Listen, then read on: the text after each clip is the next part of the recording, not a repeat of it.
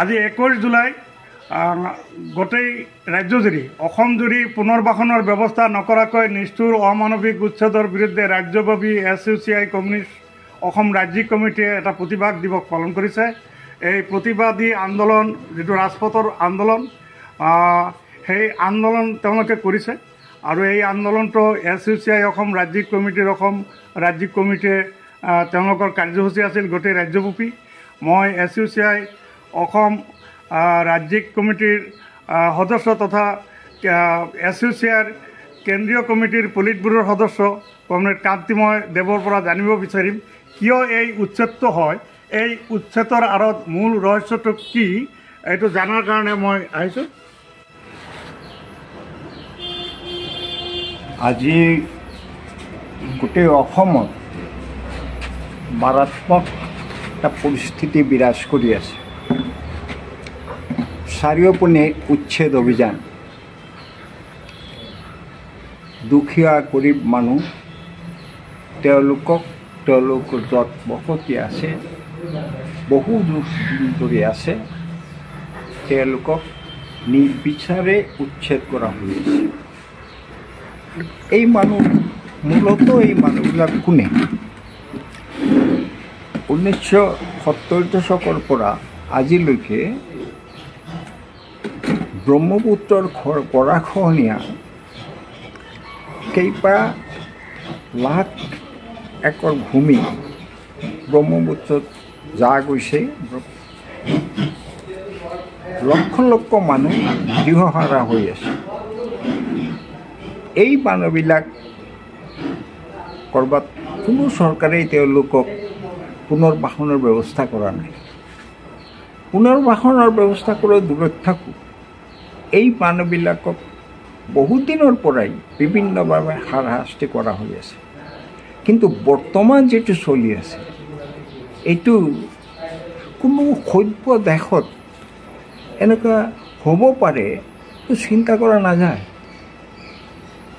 আম্বানী, আদানী, ৰামদেৱ এওঁলোকক মাটি দিব লাগে, এওঁলোকক ইণ্ডাষ্ট্ৰী কৰাৰ কাৰণে মাটি দিব লাগে, আৰু সেই মাটি দিবৰ কাৰণে এই দুখীয়া মানুহবিলাকক উচ্ছেদ কৰিব লাগে।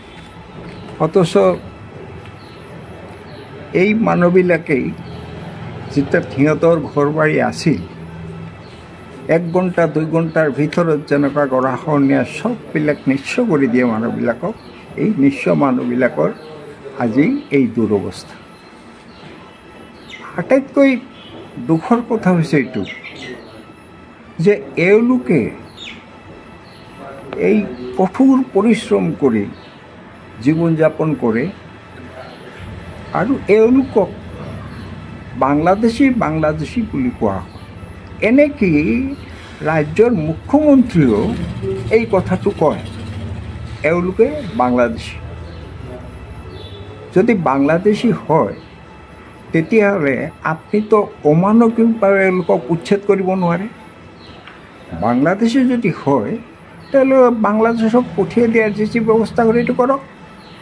নকৰাকৈ বাংলাদেশী কৈ অসমৰ উগ্ৰ প্ৰাদেশিকতাবাদীসকলে যি কৰিব খুজিছে, আমাৰ মুখ্যমন্ত্ৰীয়ে সেই কামটোই কৰি দি আছে। বাংলাদেশী আছে তাক বিচাৰ কৰক, কিন্তু যিবিলাকক উচ্ছেদ কৰা হৈ আছে এওঁলোকক কিয় বাংলাদেশী কৈ আছে? এজন মুখ্যমন্ত্ৰী এনেকুৱা ক'ব পাৰে নেকি? আজি যি অৱস্থা অসমত চলি আছে, এটা ফেচিবাদী অৱস্থা বিৰাজ কৰি আছে। প্ৰতিবাদ কৰিব নিদিয়ে, গুৱাহাটী চহৰত কোনো মেল মিছিল কৰিব নিদিয়ে।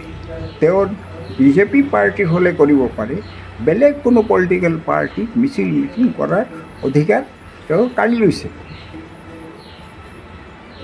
পাৰ্মিশ্যন নিদিয়ে। মানুহে প্ৰতিবাদ কৰিব নোৱাৰে। এইটো ফেচিবাদ, এইটোক নকৈ কাক কোনটোক কম? মুখ্যমন্ত্ৰীয়ে ডাঙৰ ডাঙৰ ইণ্ডাষ্ট্ৰী কৰাৰ কাৰণে এওঁলোকক মাতি আনিছে। মোৰ প্ৰশ্ন, অসমত দুটা কাগজৰ কল আছিল, যি কাগজৰ কলৰ কাগজ অতি উন্নতমানৰ কাগজ আছিল আৰু তাৰ মাৰ্কেটৰ অভাৱ নাছিল, সেই দুটা ইণ্ডাষ্ট্ৰী বন্ধ কৰি দিয়া হ'ল। মুখ্যমন্ত্ৰী মহোদয়, সঁচাকৈ যদি আপুনি ৰাইজৰ হকে কাম কৰিলেহেঁতেন, তেতিয়াহ'লে এই দুটা ইণ্ডাষ্ট্ৰীটো আপুনি খুলি দিলেহেঁতেন, চেষ্টা কৰিলেহেঁতেন। এইটো নকৰাকৈ আপুনি জাগিৰোডৰ এইটো দি দিলে, মানে তাতে ছেমি কণ্ডাক্টাৰ ইণ্ডাষ্ট্ৰী হ'ল, তাতে বোলে বহুত হাজাৰ হাজাৰ মানুহৰ চাকৰি হ'ল। কিন্তু যিসকলৰ হাজাৰ হাজাৰ মানুহৰ চাকৰি খালে, সিহঁতৰ কি হ'ল? এই মানুহবিলাকতো বহুতে ছুইচাইড কৰিব লগা হৈছে। গতিকে আপোনাৰ ইয়াতে যে আদানী, আম্বানী, ৰামদেৱ, এওঁলোকৰ কাৰণে যে মাটি আপোনালোকে গ্ৰহণ কৰিব খুজিছে, এইটো কাৰ স্বাৰ্থত? অসমৰ স্বাৰ্থত, ভাৰতবৰ্ষৰ স্বাৰ্থত, না আম্বানী আদানীৰ স্বাৰ্থত?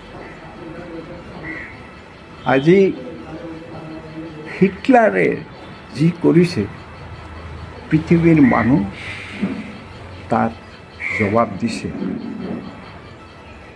আজি এজন জাৰ্মান মানুহ হিটলাৰৰ নাম শুনিলে লাজত মূৰ তলমূৰ কৰিব লগা হয়। মুখ্যমন্ত্ৰী মহোদয়, কোনেও ইয়াৰ পৰা হাৰ পাব নাযায়। আল্টিমেট পাৱাৰ পিপুলৰ পাৱাৰ, আৰু পিপুলে তাক ঠিক জবাবদিহি কৰিব। আজি নহওক, কালি কৰিবই কৰিব। আৰু অনুৰোধ কৰাৰ থল যে নাই, তথাপি অনুৰোধ কৰিছোঁ, আপোনালোকে এইটো বন্ধ কৰক, এই অমানৱীয় কাম বন্ধ কৰক। হাজাৰ হাজাৰ মানুহক এটা মৃত্যুৰ মুখলৈ ঠেলি নিদিব। মই মুখ্যমন্ত্ৰী মহোদয় আৰু তেওঁৰ লগৰ যিসকলে এই উচ্ছেদ কাৰ্যত যোগদান কৰিছে, মই তেওঁলোকক এটা কথা ক'ব খুজিছোঁ যে তেওঁলোকৰ ল'ৰা ছোৱালী যদি এনে অৱস্থা হ'লেহেঁতেন কি কৰিলে? আজি এজন বিত্তশালী মানুহ, তেওঁৰ বিত্ত আছে কাৰণেই তেওঁ দুখীয়া মানুহক পায়েৰে হেৰি কৰি যাব পাৰে জানো? তথাপি জানো যে এই ফেচিষ্ট চৰকাৰৰ পৰা আমি একো নাপাওঁ, তাৰ কাৰণে যুঁজ দিব লাগিব, সংগ্ৰাম কৰিব লাগিব। তথাপি অনুৰোধ কৰিছোঁ মুখ্যমন্ত্ৰী মহোদয় আৰু আপুনি যিসকলক লৈ এই অমানৱীয় কাৰ্য কৰি আছে, আপোনালোকে এইটো বন্ধ কৰক, মানৱতাৰ খাতিৰত বন্ধ কৰক।